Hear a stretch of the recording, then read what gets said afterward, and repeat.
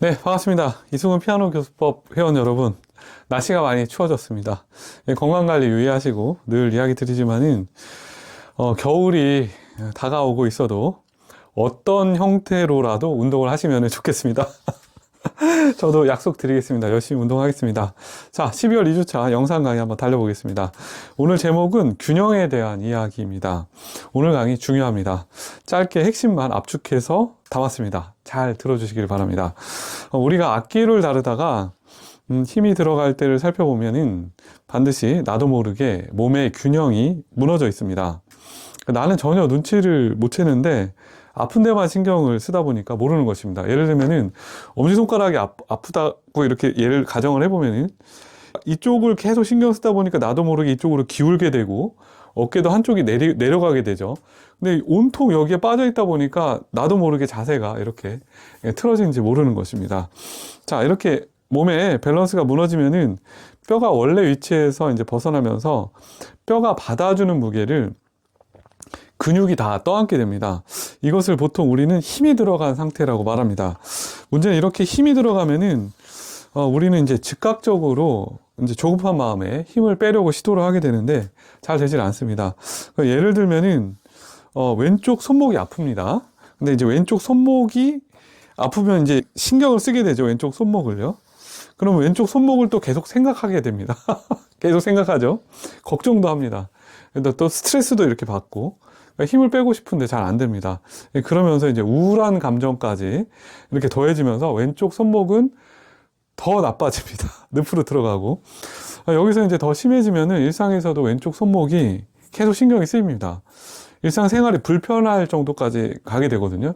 왜 이런 일이 생기냐면은 그냥 뭐 취미로 이렇게 연주 활동하는 데는 이런 것까지는 안 생기는데 실기시험이라든가 입시라든가 그 다음에 뭐 여러 가지 중요한 연주를 앞두고 콩쿠르라든가 이러다 보면은 실제로 이런 경우가 되게 많아요. 실제로 그 악기로 인한 통증이 거의 한 데이터들을 보면은 거의 7, 80%는 다 이런 통증의 경험이 다 있다고 그런 데이터들이 있습니다. 그래서 외국 같은 경우에서 통증의학, 그러니까 음악의학이 발달돼 있죠. 우리나라도 앞으로 이제 그렇게 될 것 같습니다. 자, 근데 원래는 이렇게 지금 이제 왼쪽 손목이 아픈데 뭐 엄지라든가 이렇게까지 나빠질 문제가 전혀 아닙니다. 어디서부터 잘못됐는지 제가 지금부터 말씀드려 보겠습니다. 보통 우리가 이런 통증의 문제라든지 아니면은 어떤 일상의 어떤 많은 문제들을 풀어가는 데 있어서 그 원인들을 잘 살펴보면은 최초의 대응 방법이 잘못된 경우가 많거든요. 그게 90%입니다. 그러니까 첫 단추를 잘못 끼다 보니까 나머지는 아무리 어떻게 생각을 해도 빠져나올 수가 없는 거예요. 자, 그렇다면 생각하는 방법을 바꾸어야 됩니다. 이렇게 초반부터. 그러니까 왼쪽 손목이 아플 때는 왼쪽 손목을 잊어버리고 자세를 좋게 하면 좋습니다. 특히 어떤 특정 부분에 신경 쓰지 말고 우선 상체 전체를 유연하게 해본다든지, 예를 들면 제가 여기서 알려드린 지식들 있잖아요. 그죠? 등에 어떤 골이 이렇게 얕은 골을 상상해 본다든지, 그다음에 또 목을 편안하게 해본다든지, 아니면은 어깨 양 높이를 맞춰 본다든지, 이런 부분들을 시도하는 겁니다. 이렇게 대부분 좀 전체적인 거, 몸에 이런 걸 먼저 우선 생각해 봅니다. 이렇게 하다 보면은 어느새 이제 왼쪽 손목의 통증이 경감되면서 편안하게 돌아오거든요. 그러니까 전체 자세가 바르게 되면서 부분적으로 아픈 곳이 해결되는 거예요. 그러니까 전체 자세를 바로 잡는다 함은 척추를 곧게 세우는 거예요. 척추가 원래 자리에 있도록. 그렇게 하면은 실제로 다른 부위가 이렇게 해결이 됩니다.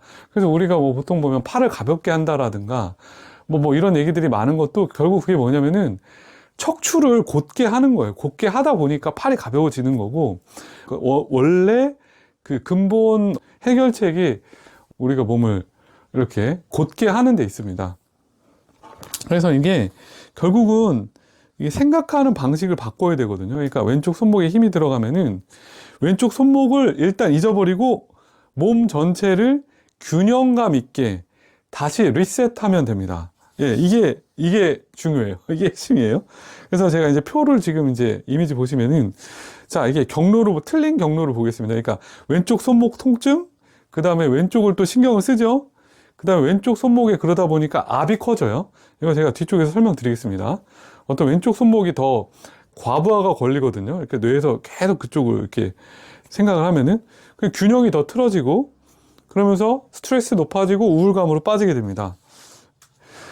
자, 근데 이제 이게 올바른 경로는 왼쪽 손목에 통증이 생기면은 등을 곧게 세우고 또 양쪽 어깨 높이 맞추고 상체를 좀 유연하게 두고 균형을 이렇게 그러다 보면은 맞춰지게 되면서 손목이 회복되는 겁니다. 이렇게 표로 제가 심플하게 정리해 봤습니다. 실제로 아이들은 손목이 아프면은 충분히 아프고 금방 잊어버립니다. 그러니까 다른 데 몰입하거든요. 그러다 보니까 이제 몸이 알아서 회복합니다. 이렇게 몸은 내 의도를 가지고 회복시킬 수 있는 시스템이 아니거든요. 그냥 알아서 회복이 되는 시스템이에요. 그러니까 그냥 알아서 돌아가거든요. 예. 마치 우리가 심장이 뛰듯이. 그런데 이제 어른이 되면은 어떤 집착을 합니다. 집착을 해요. 그러니까 내가 손에 힘을 뺄 수 있다고 착각을 해요. 근데 집착을 하면 우리 몸은 스트레스가 더 커지면서 근육에 힘이 들어가고 감정이 생기면서 이제 늪으로 들어갑니다. 결국 우리 몸의 균형을 방해하는 요소는 마음의 집착이고, 마음의 집착은 다른 말로 생각의 집착이라고 말할 수 있습니다. 그러니까 생각이 많은 건 무조건 좋지 않아요. 실제로 좋은 연주가 될 때 보면은 이렇게 마음이 비워진 상태에서 다른 생각이 나질 않거든요. 그리고 실제로 그 정신의학자들도 생각은 전혀 도움이 안 돼요. 그러니까 여기서 말하는 생각은 잡생각을 말하는 거예요. 그러니까 어떤 신박한 아이디어라든가 그런 게 아니고, 그렇게 이해하시면 좋겠습니다. 자, 여기서 제가 생각에 대해서 의견을 드리겠습니다. 생각은 진동입니다.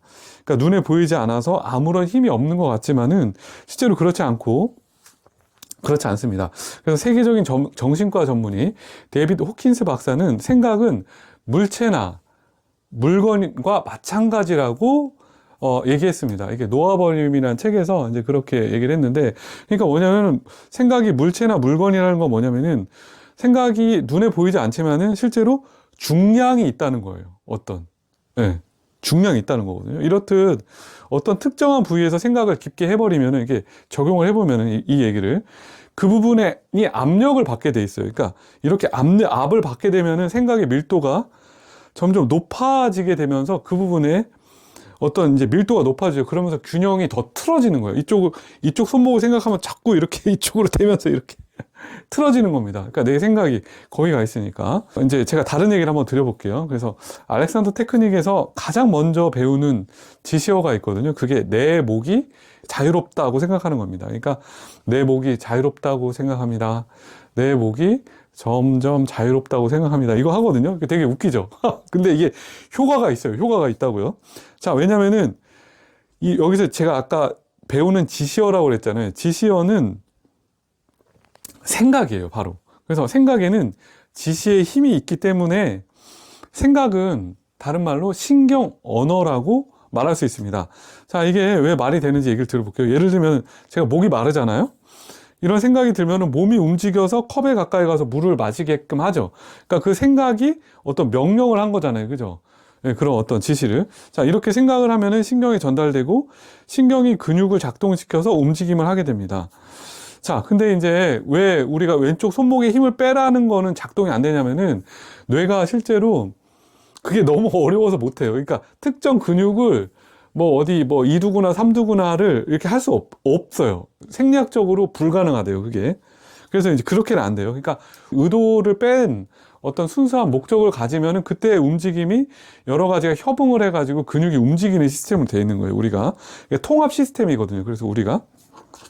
자, 그래서 이렇게 이제 내 목이 자유롭다, 내 목이 점점 자유롭다 이렇게 생각을 하면은 신경이 전달되고 신경이 근육을 작동시켜서 움직임을 하게 되는 거죠. 그래서 이게 왜 내 목이 자유롭다 효과가 있냐면은 목 자체가 어디에 있죠? 중앙에 있죠.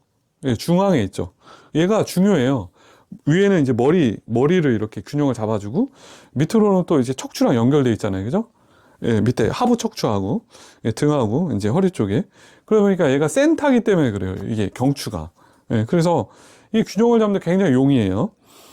자, 이제 그러고 그 다음에 우리가 긴장을 하게 되면은 등하고 뒷목이 동시에 굳습니다. 그래서 실제로 우리가 왼쪽 아까 손목에 힘이 들어갈 때도 보면은 여기 이전에 뒷목이 먼저 굳어요. 등하고. 그래서 그 부분을 우리가 자유롭게 놓아줘야 돼요. 이해되셨죠?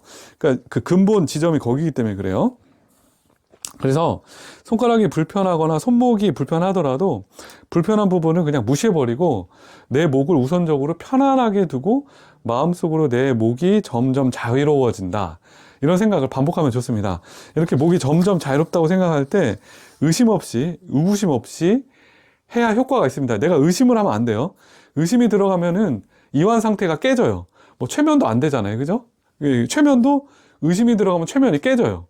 몰입 상태도 의구심을 가지면 몰입이 안 돼요. 그래서 잘 안 되는 분은 내가 그만큼 평상시에 생각이 많거나 부정적인 에너지가 많은 거예요. 그러니까 순수하지 않은 상태인 거예요. 이게 잘 되시는 분들은 아직까지도 이렇게 몸과 마음이 맑으신 거예요. 목이 자유롭다. 내 목이 점점 자유롭다. 예. 원래는 이제 목이 자유롭다인데 제가 점점을 붙이니까 더 좋은 것 같더라고요. 자, 정리해 보겠습니다. 릴렉스를 종결시킬 수 있는 최고의 지식 중에 하나는 바로 균형에 대한 이해입니다. 한 가지 주의할 거는 균형에 대해서 너무 지나치게 신경 쓰면 좋지 않습니다. 균형은 이해하는 거거든요. 이해.